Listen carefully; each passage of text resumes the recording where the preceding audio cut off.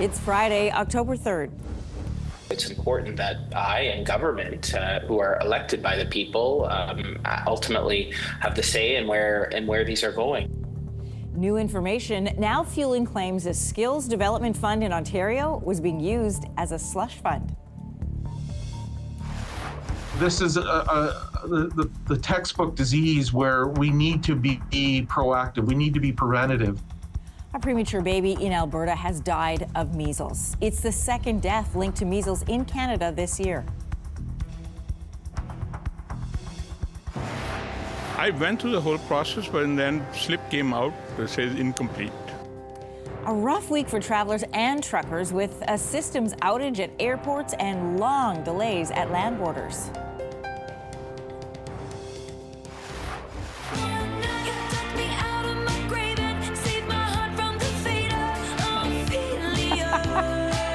And the wait is officially over. Taylor Swift's The Life of a Showgirl is out now. Critics calling it joyful, playful, and catchy. Stay with us, Canada. Your morning starts right now.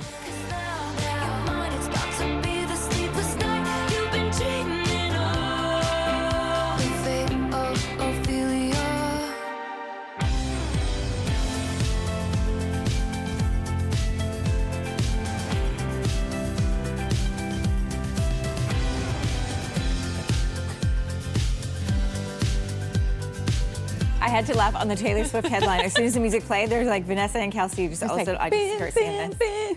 Like, what's that scene? Oh, Wayne's World. Oh, don't know that. What? Nope. Sorry?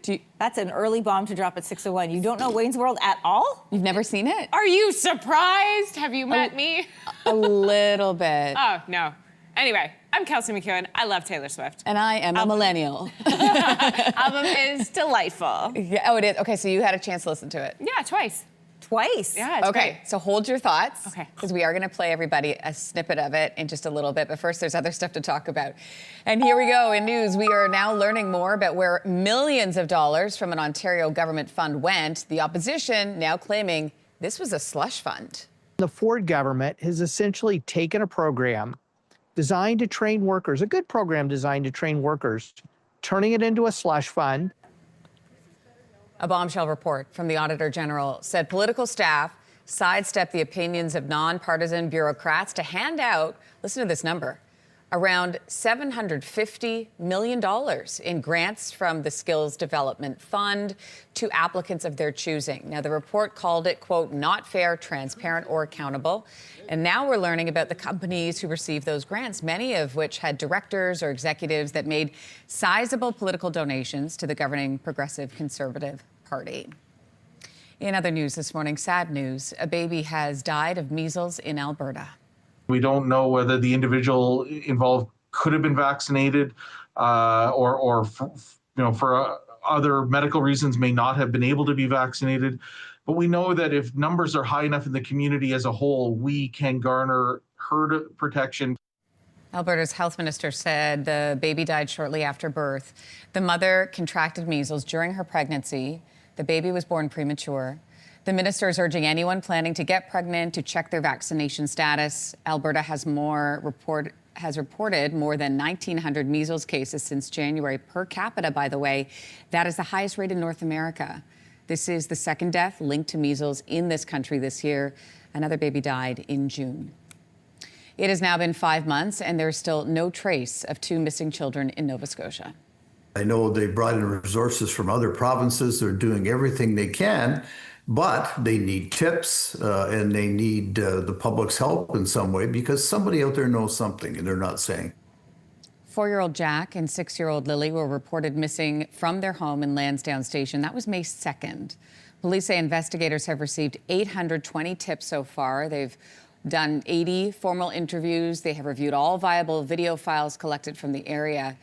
The search has involved hundreds of volunteers, experts, and police on the ground and in the air. And now detection dogs searching for human remains are being used, and police say they will give an update on that search next week.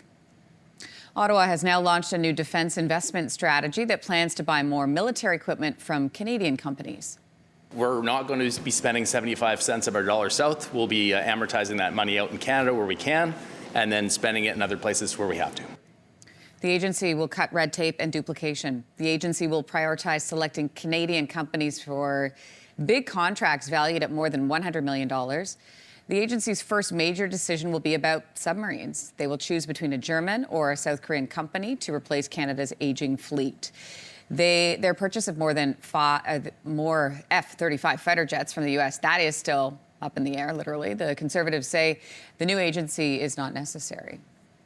There are still some delays at some Canada-U.S. border crossings caused by a system outage that happened earlier this week. Trucks were backed up at multiple crossings yesterday. This morning, there are commercial delays of a little less than an hour now at crossings in Sarnia, that's in Ontario, or Emerson, Manitoba. The flow for travelers is fine, we're told. The Canada Border Services Agency system outage has now caused delays at airports twice in 1 week. When I got there, they said that the photo capture was down, so the slip that you normally get, it didn't have our picture on it. But honestly, it was very quick. I got through security and customs very easily. The slowdown at major airports lasted for a few hours, according to the CBSA. Yesterday's outage was linked to the one on Sunday that knocked customs kiosks out for about 10 hours.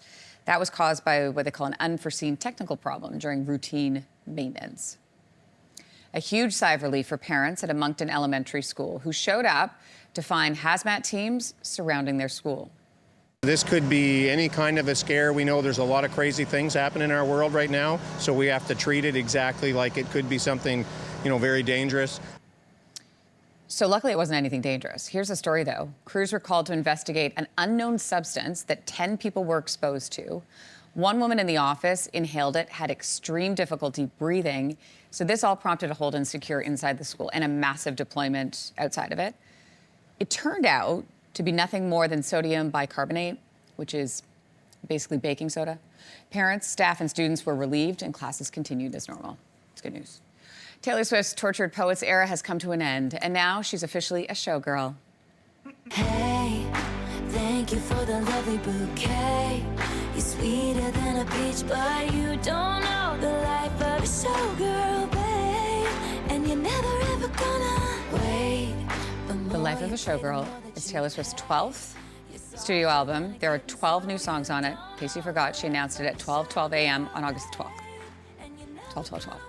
So far, the reviews are glowing. Taylor Swift has said her goal for the new album was to have melodies that were infectious, so infectious you're almost angry at it. Those were her words. Along with the album, there's also a film. The official release party of Life of a Showgirl will be in select theaters across the country starting today.